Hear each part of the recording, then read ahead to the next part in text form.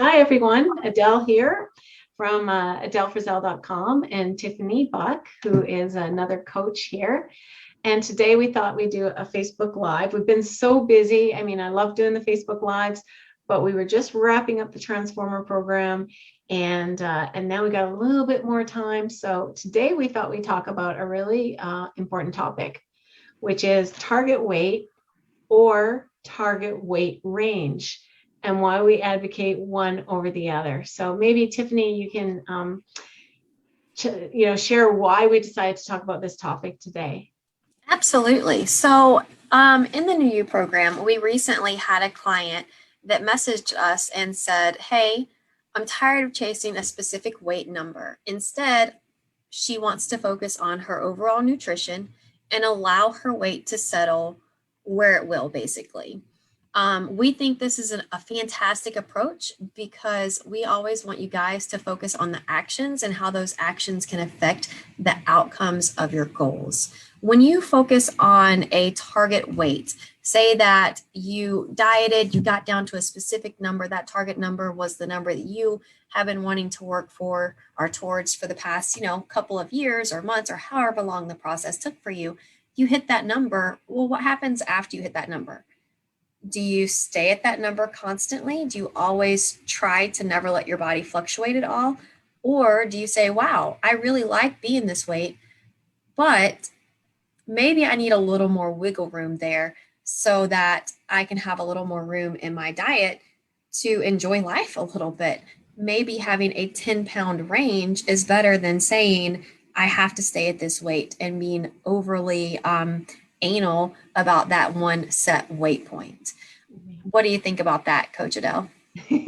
Yeah, I totally advocate a range versus a number. And a lot of people are chasing a number that they were in high school, which you're a different person. And I mean, let's face it, most of the clients we work with are over 40 years old, over 50 years old. We've got ladies in their 60s and 70s too.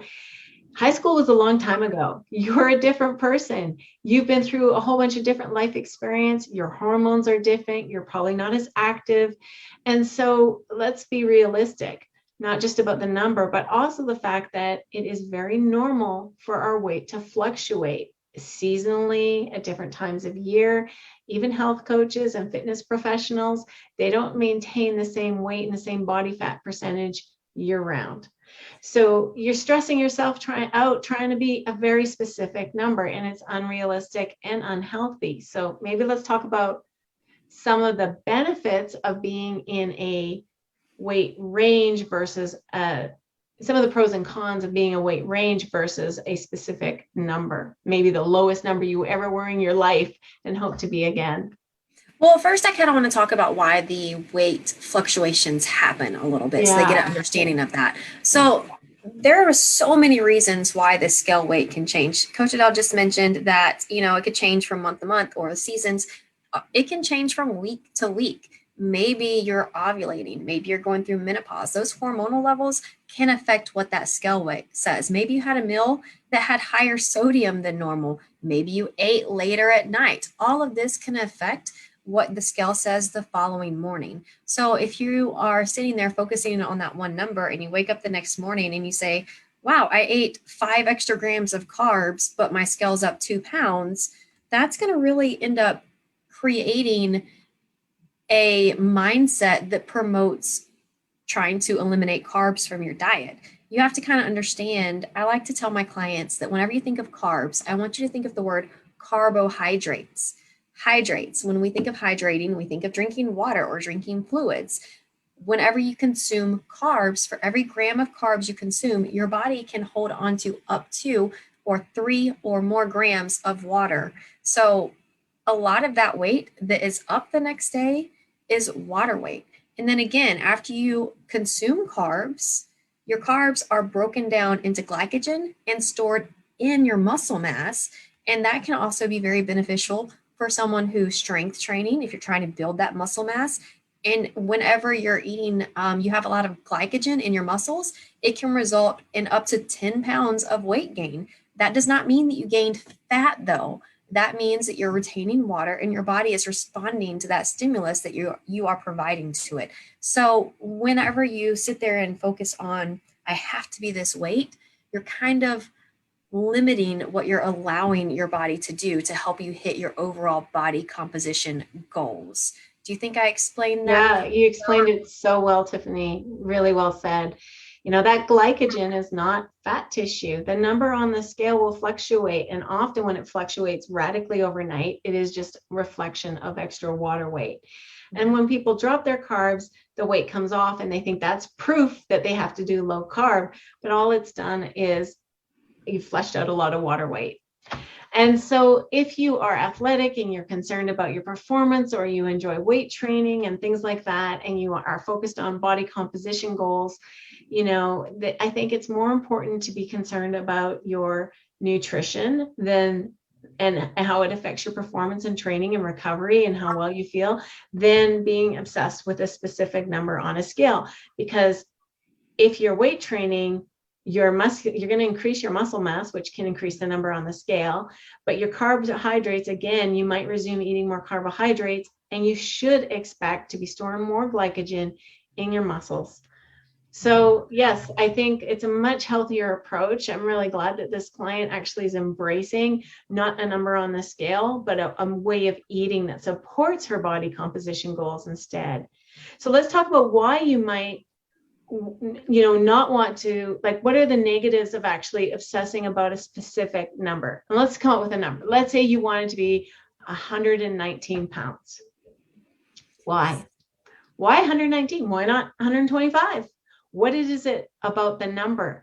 Does that number affect how you feel about yourself and how you look? Okay, maybe, but there are plenty of women who weigh more than that who look very lean and muscular and athletic.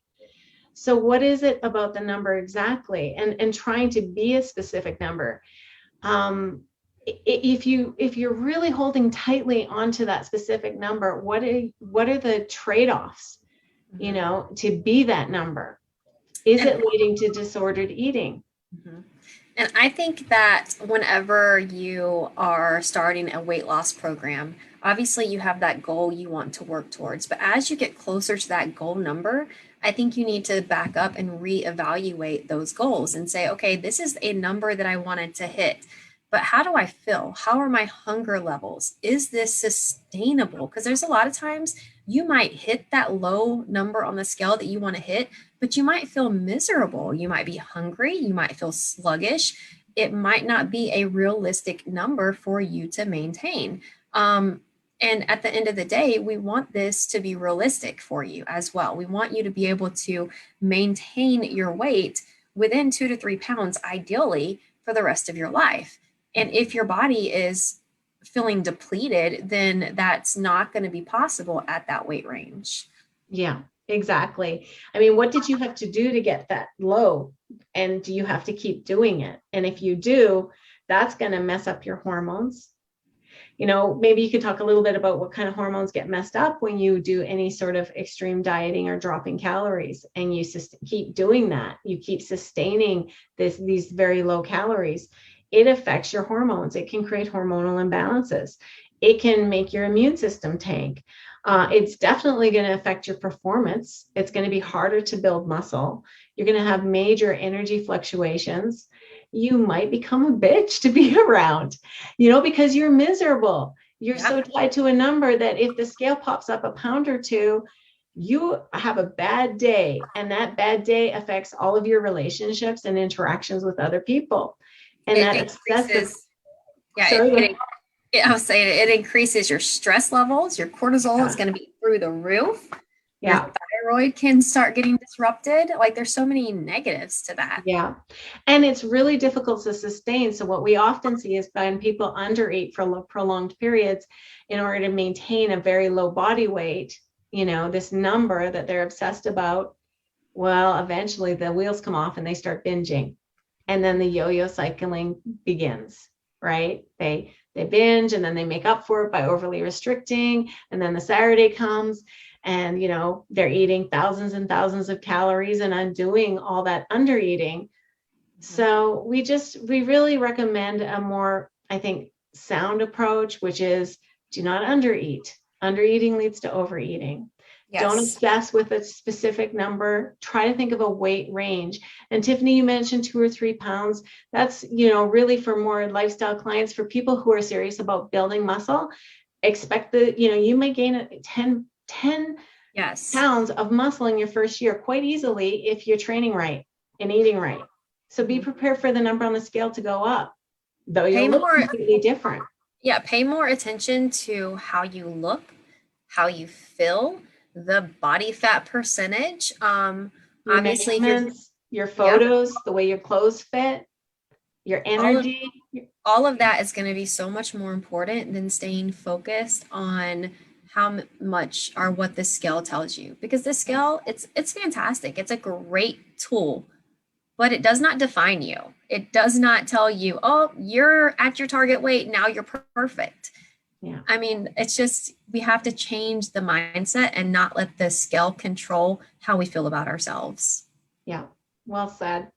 Well, I think we can end it at that. So I hope that was helpful. If any of you have any questions or comments, please note them below. We will be checking in and responding to each and every comment. And if you have any ideas for Facebook Lives, certainly email us, support@adelefrizzell.com. We welcome your ideas. And we just hope you have an awesome weekend that's coming up. And I think that's it. Hey, Tiffany? Yes, ma'am. Yeah, great chat today. All right. Thank you, everyone. Bye-bye. Bye, guys.